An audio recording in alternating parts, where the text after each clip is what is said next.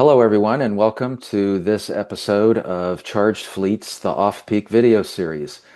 Today, we're going to talk about a rental fleet that recently added electric vehicles to their operations. Joining me is Bill Walschlager, the CEO and founder of Midwestern Wheels in Wisconsin. Bill, welcome to Charged Fleet. Yeah, thank you. Nice to be here. So first of all, give us an overview of the scope of your EV rental offerings, the vehicles, and the service you provide. Sure. We operate in the Wisconsin market. We uh, have about 40 units in our fleet that we offer as rentals. That represents about 3% of our fleet that we rent to the public.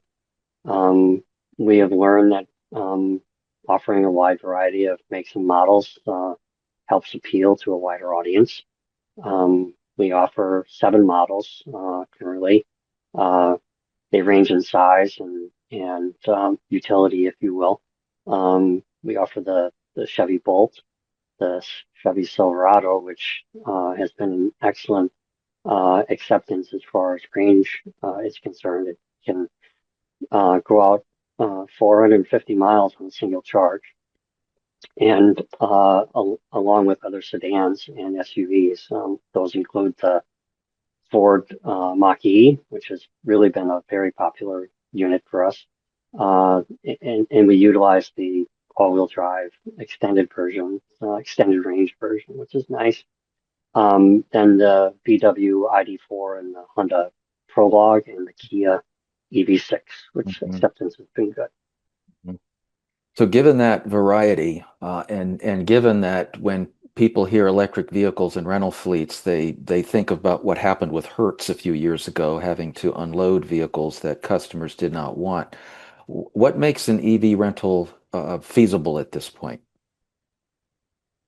Well, if I focus on Hertz for a moment, because that is something people look to, Hmm. and on the surface, it may deter people.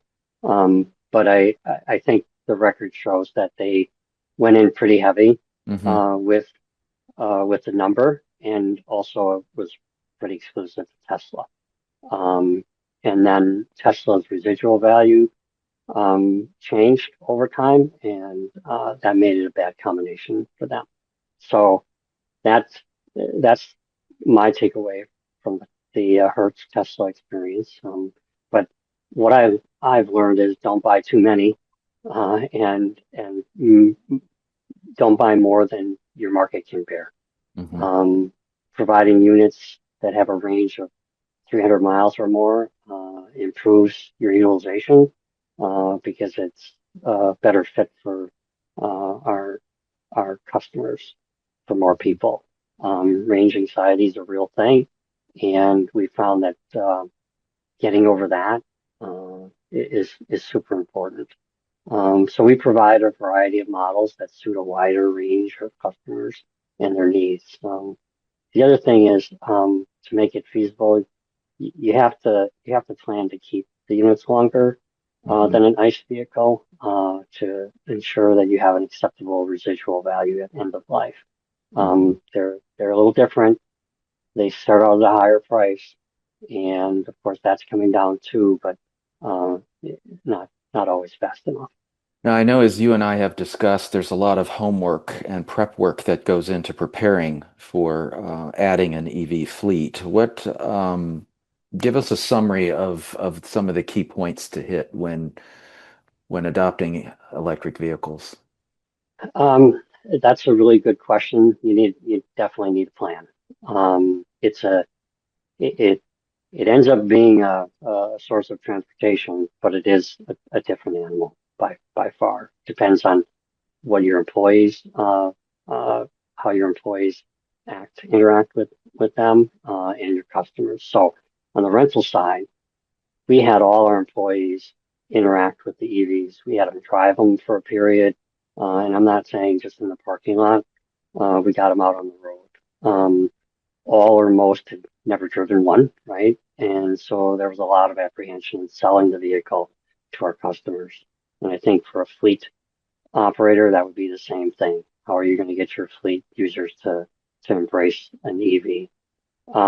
But and I guess we just knew acceptance wasn't going to go very far if we didn't instill a belief in our sales team. For the for a rental or non-rental fleet, I'd say be sure your charging infrastructure's in place to maintain charging and uh, operational efficiency. Hmm. There's really no getting around this in my view, but it is an investment. Um, and then I think lastly, address the range anxiety head on. Um, Address the fear and demonstrate that it's something that can be overcome with range capability awareness. I think and that's a big one. So Hmm. that, um, and I guess this goes for your employees as well as customers. Hmm. When you look at the charging practices, the policies, the infrastructure, what would you say are some of the top lessons you've learned? We've learned that renting the vehicle out with a full charge, um, is important. It gives the customer peace of mind. I know some operations don't. They'll run them out at 70%, and it's just the same as renting a car, a nice vehicle at, half a tank of gas. It's something else the customer has to be concerned about. So we rent them all out at 100% charge. We make the returning the EV without having to charge it convenient. We found that if we put barriers in place like recharge fees and things like that, the acceptance at time of rental was poor. So we make it easy for them to return the car, and we charge a small fee um, for charging it for them upon return. Hmm. I think the key to successful rental, in our case, is pre-qualifying the customer and their travel distance needs. And I think that would be important for a fleet operator as well. What is the business case used for your vehicles?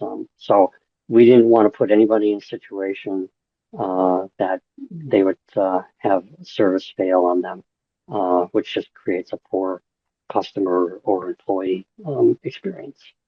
Well, you and I have both heard that for people who are interested in EVs, renting one is a good way to try it out. Um, is there anything you have to do to kind of nudge customers towards an EV or reassure them about anything before they rent one? Yes.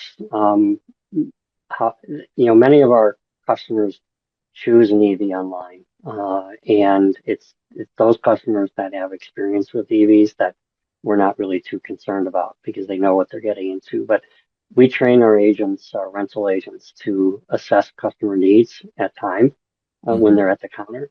And they ask how long they're going to be keeping the vehicle. They ask how many miles they're going to be traveling, and they make sure it's a good fit for the customer. And so that reassurance and letting customers know about the range and making it easy upon return as far as, well, you don't really have to charge it up while you have it since you're only going into town for a short trip. So um, pricing also uh, at times could be lower than an ICE car, but oftentimes it's the same price or and sometimes higher if we don't have overall availability.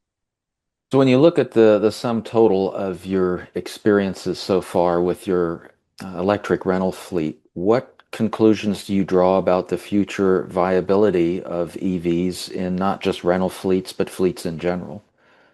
Yeah, that's a really good question, and it's something the landscape in the EV world keeps changing, as we all know if you're following it. Hmm. It's a tough question given that a lot's changed since January of 25 when the government sentiment on EVs and EV infrastructure changed, which also changed the focus on automobile manufacturers. So I could see why people would be apprehensive to take on EVs, but I think EV adoption and growth in the number of vehicles on the road will increase over time. So I think there's opportunities to be had. Um, One just needs to be tuned into the trends in their communities and customer demand. I know there's a lot more we could talk about, but it's good to get the rental fleet perspective for our audience Sure. here at Charged Fleet. So thank you, Bill, for joining us. You're very welcome. And for those of you who want more information on EV adoption and all things electric vehicle, please go to chargedfleet.com. There's a lot of good educational content on there. For now, I'm Martin Ramju, editor of Charged Fleet. Thank you for joining us on this episode of The Off Peak, and we'll see you again here real soon. Thank you.